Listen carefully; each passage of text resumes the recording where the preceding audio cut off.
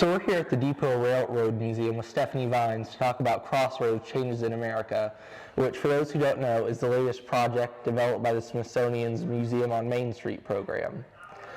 So, first off, I just would love it if you could explain what exactly the Museum on Main Street is to everyone. That was something that the Smithsonian developed about 25 years ago because not everybody can get to DC to see it. If you've ever been there, you know it takes you a day at least to do each one of the museums. And if you don't know, the really cool stuff is usually not on display all the time. So this was another way they thought that they could help everyone experience them. So they've been putting them together and sending them out, and they have different themes, different years. This one happened to do with how communities have changed. Rural communities have changed in the last 50 years, but I know that the one they're doing next year will have to do with water and how controlling water and how being near water or away from it has changed different communities. So. All right, and you just mentioned this exhibit is on rural America in general, but can you give us sort of an idea of some of your favorite things that you have here? Like, what can people expect to see? I love the music that we were playing earlier, and it looks like one of those old Bakelite radios, and you play it. It's got different songs from that were protest songs maybe, or songs that meant something, that were telling a story at the time. I love, there is a thing over there, and it's rural sounds, and you push it, and like one of them, it's like crickets at night, and another one's a thunderstorm. But then there is a screen door, and it's a wooden screen door that makes that ping sound, and you close it, and it just very much takes me back to a time and a place, and I love that one. I also like on the very back wall where it has one of those Fisher-Price farm sets, because it's like, oh, here's an antique toy, and I'm like, no, that's a toy I played with growing up. But that's how life changes, But I like all of it too, because I haven't even yet after 3 weeks been able to see all of it. Every time I come in here, there's something else I see. Mm-hmm. Now, that's also from the Smithsonian, but I know you also, each place who gets this has to develop their own component piece, so could you tell us some of the things you have back there? So, yes, we all have to do a component piece, and when we applied for it, that was part of how they chose, the 6 museums they chose was based on what we offered that was unique. And I chose the school consolidation because when a community loses its school, it begins to lose some of its other supporting stores and businesses. And once that goes, then the community implodes and everybody kind of migrates. So you go from being Washington County with multiple little communities to now really just having 3, but you could even argue maybe only 1. And that school consolidation, every time it gets brought up, and it has been, it was done once in the 1890s where they went from the one-room schools to like the consolidated township schools. Then it was done again in the 60s when they went to the county, like the 3 city schools. And they talk sometimes now about combining the 3 schools down into 1.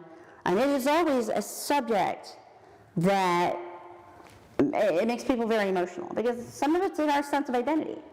No matter where I go in life, I will be Salem High School class of 95, and that's where I'm going to go, and that makes me feel, it gives me a sense of who I am, even though and so some of these, they went to Hardensburg High School, that's who they are. They don't identify with anybody that went to West Washington or Campbellsburg or anyone else. And we had, like I said, 24, 28 little schools at one time. And some, I think 6 buildings are still around. Most of them, those are even gone. I think that's definitely something people, really build their identity around. Yes. And you can look at like the rivalries between schools like Salem and West Washington, right. And that's very much baked into the rural communities themselves. So I do remember earlier, though, you mentioned part of the application process was your component piece, but could you tell us what exactly made you decide to apply? I get so, I guess maybe not frustrated, but when I hear kids or people come in and they say, just Salem, we're just Salem, just Washington County, nothing ever happens here. And I'm a transplant. I wasn't born here, didn't grow up here. I went to high school here and moved back after college because I love this place. And I wanted everybody to see what I see. Because that's one of the questions is what does rural mean to you? And some people see rural as a very literal thing. It's a population, or it's being out in the middle of nowhere. Well, rural to me is this idea that we help one another out, that we actually care, and that, you know, we take care of one another, and we take care of, you know, what's ours, and the idea that we, you know, it's not just Salem. We're home of the 2% milk. We're home of Rodman, which invented a military gun that's very important. But it is who we, I wanted people to see what I see. And I wanted, you know, and people, they hear the term Smithsonian and they come. And I've had, you know, lots of people come through the door already. And it doesn't sound like a lot, but in November, for me to get somebody in the door every day is amazing. And I just, you know, I want people to walk away from this with a conversation about, you know, things are changed. They're not going to go back to the way they were. That's just a fact. But that doesn't have to be a bad thing. We're getting ready to have 5G internet come in. That is a great equalizer. That will put us on a playing field with anybody else. So you take that sense of innovation and independence and what, you know, whatever we have, call it a Midwest ethic, I guess, and you apply that with like 5G and we can take over anybody. There's nothing that will stop us. And that's a big grand plan, but you know, I just want people to feel pride. I want people to realize that it's going to be okay. We're scared. It's scary. There are people that have a vested interest in keeping us frightened. It's going to be all right. You know, we're going to be okay. So. I love that, because you can really tell how passionate you are about that, and I think it's just amazing to hear you talk about this. And your dedication to that is what I hope will sort of carry over into the next question, which is, how do you think this exhibit will not just get people in the door, but how do you think it will really enhance what it's like and to learn about Washington County and give them that sense of, this is where I'm from and this is its history? Well, and I think it's because that's exactly what you said. This is where I'm from, so it doesn't seem, nobody ever thinks they're interesting.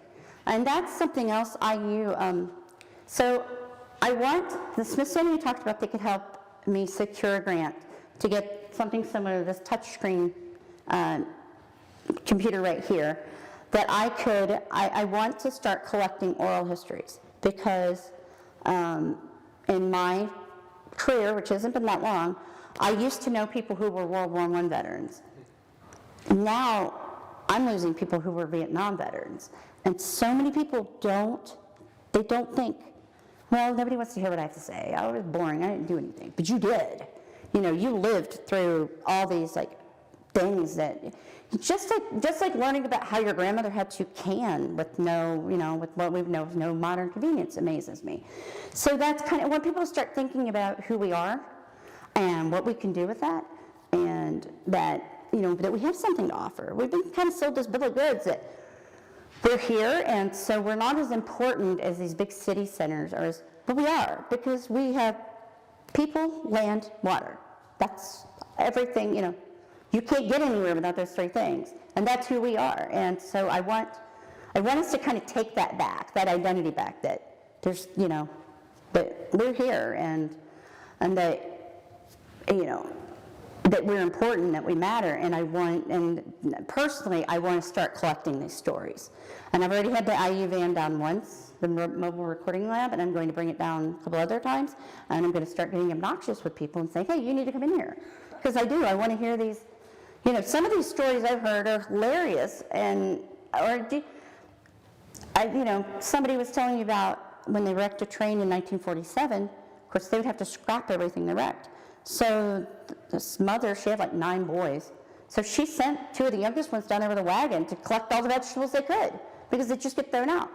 And you know, you don't think about things like that. They didn't think that was all that important. I thought that is amazing. I'd never even thought of that. And I want people to start thinking, I want them to start thinking of themselves as something bigger than just a unit that gets pushed around by larger forces. That's something I think a lot of people sort of fall into the trap of, is thinking of history as this thing that's shaped by these individual great people, when really history is a thing that's shaped by everyone individually in their communities. Right. And that's part of the, I don't want to say the fault of, but you know, it's taught by the boring method. That's why kids don't like it.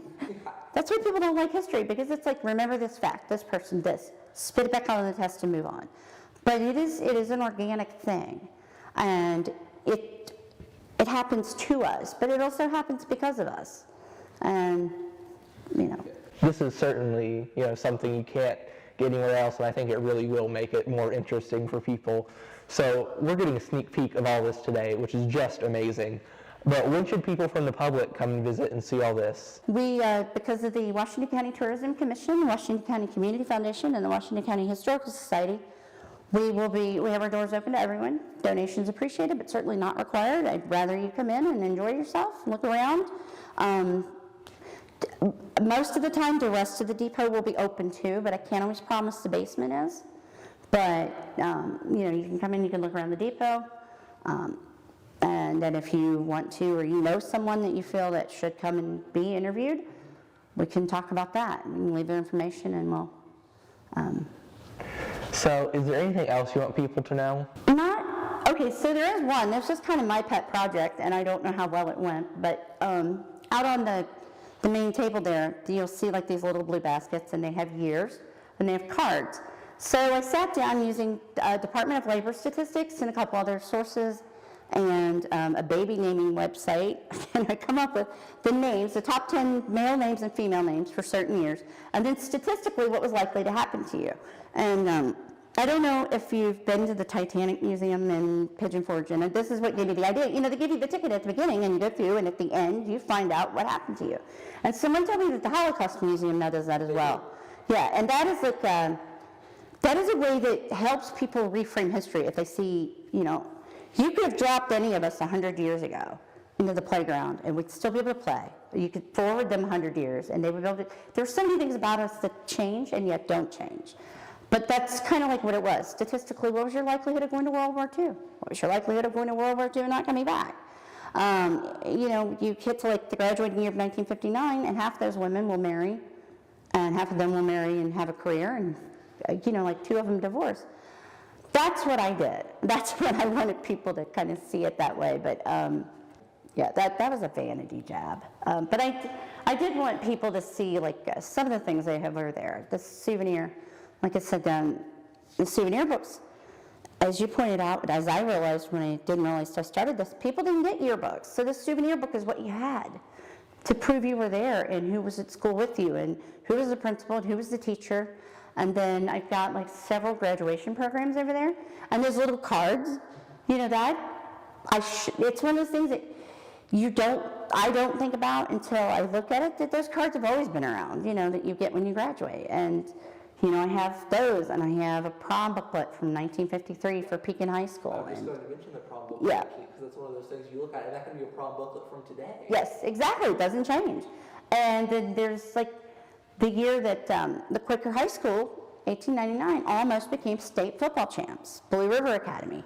We had 5 high schools, as I said, and I've got a lot of their Hardensburg High School. They went to, and I forgive me because I don't really know, but it would have been like sectional, I guess. But back then it was broke up a little differently.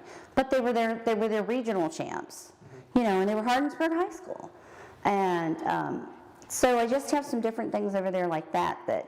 I do have a pair of gym shorts for a gentleman that's on my current board of directors, and he was. I got a picture of him somewhere on our Facebook page. He's holding them up because they're about 1/4 the size he is now. But just little things like that, because it looks like a gym uniform that I wore, that you guys probably wore, because I think that is interesting about history is that, so many things changes by way of technology, but like what's your day-to-day things, you stick with, you could stick any of us anywhere, and we would probably still be able to recognize what we're doing, so. And then the 1927 Pekin High School, of course, not everybody went to high school. Wasn't seen as important, really. And they're selling you on the idea of going to Pekin High School. And they're talking about their home economics program, and they're teaching you on the electric sewing machines, and they have hot and cold running water in the room. And I just thought that was, because not everybody had water in their home even, definitely, but just go over there and turned the faucet, and there it is, so. Thank you so much for Yes, talking thank with you. us here today. And I'm glad you guys came. I really, I'm excited by what you guys do, and I really am. And I listen to the rural radio now. So that's you guys too, isn't it? Yeah. Yeah. So. Thanks for giving that a plug too. Yeah, people should listen to it, yeah. So, So I think that's it for us today. thank you.